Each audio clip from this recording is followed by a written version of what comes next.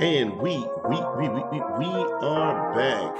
It's your boy Big John. Y'all know what it is. Welcome to App Stupid.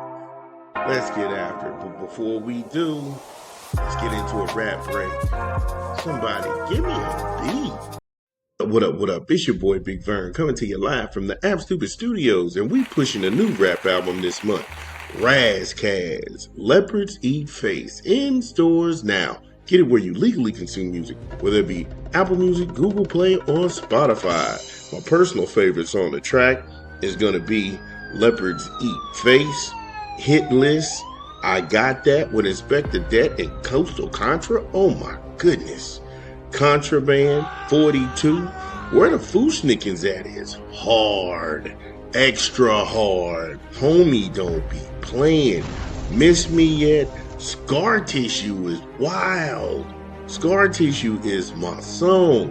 Fun and games. Clap cheeks. Flavor Flav dance is wild too. Yo, Razzcazz, Leopards Eat Face, in stores now.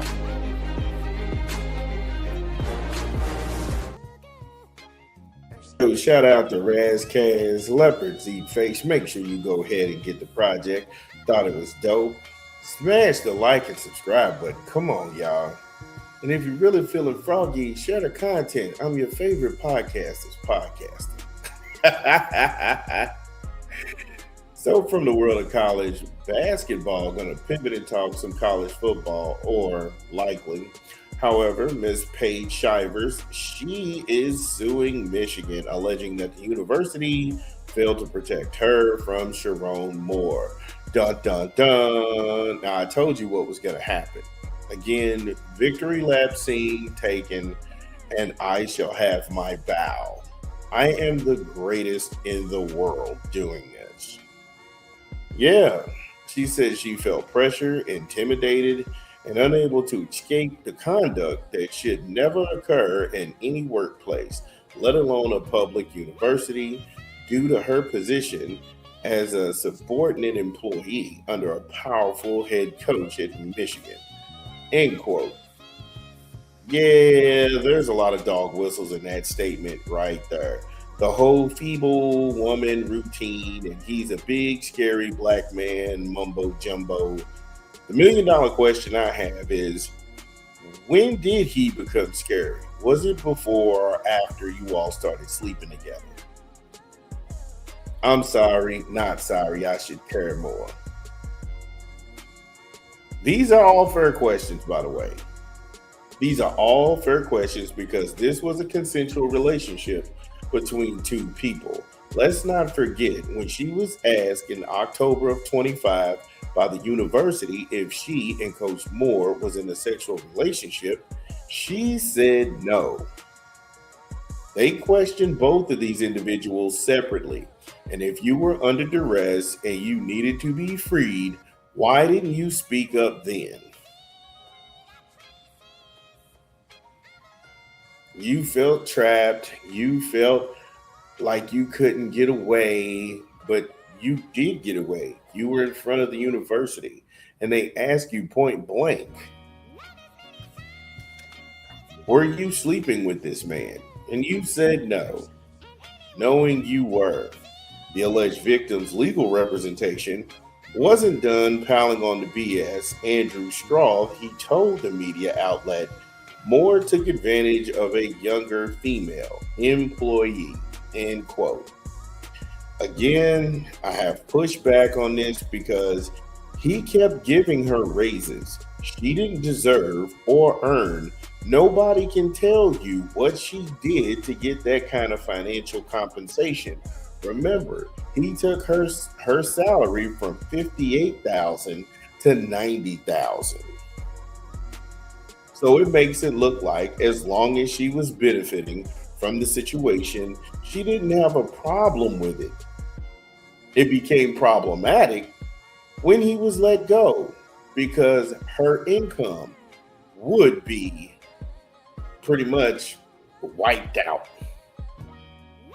Also, she's not suing Sherrone Moore. She's not suing him at all. I'm not trying to come down on victim or victim shaming. I have legitimate questions. And my fear is in the English language, we invent words to stop the conversation from going forward. Everything that I'm saying is public record. Nothing that I'm exposing is trying to tear somebody down. These are all legitimate questions. And then her attorney also referenced some comments from Ward Emanuel about possible other employee situations. And like I said, food for thought. You don't want to put any stock in what Ward Emanuel is talking about. You don't want to do that. Main reason you don't want to do that is that Ward Emanuel himself is being sued right now. Michigan and the Board of Trustees for firing a coach in the NCAA. They're firing him for the whole Connor Stallions blow up and all the corruption at Michigan. And this man was cleared by the NCAA. And he had nothing to do with this. And now these are the findings from the NCAA. So again, Ward Emanuel, he said he felt pressure to make a move.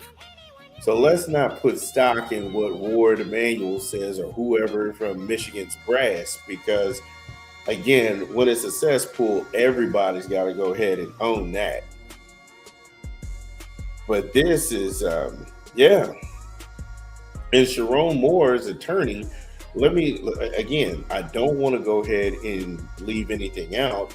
His attorney was saying that her attorney, Ms. Shivers' attorney, was making these statements and misrepresenting the facts that led to the magistrate getting a warrant and then going to Ms. Shivers' residence to arrest Moore.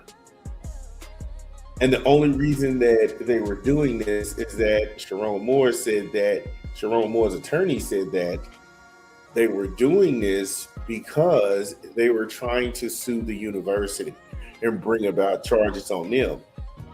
The judge was like, wait a minute, if that's the case, then this man's due process was violated. And remember, he was going to review the case come April 1st. So Sherrone Moore, they probably were going to toss any of the evidence that they had in relations to the magistrate getting all of this bad info.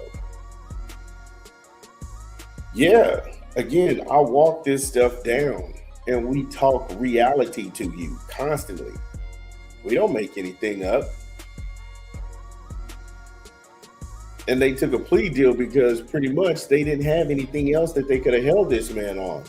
If he did everything you say he did, kicked doors off the hinges, broke in, held somebody at knife point, yeah, what?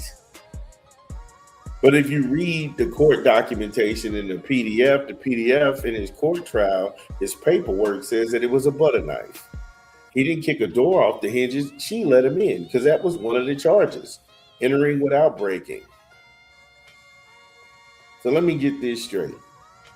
The woman who was so scared and she had been intimidated and talked about and everything had just been, oh, he was so scary, but you were sleeping with him. You continued to sleep with him because it benefited you financially. The moment that his employment was terminated, you knew there was only a matter of time before things were going to go down and they were going to be up for you. You received raises that nobody can justify the financial compensation you got.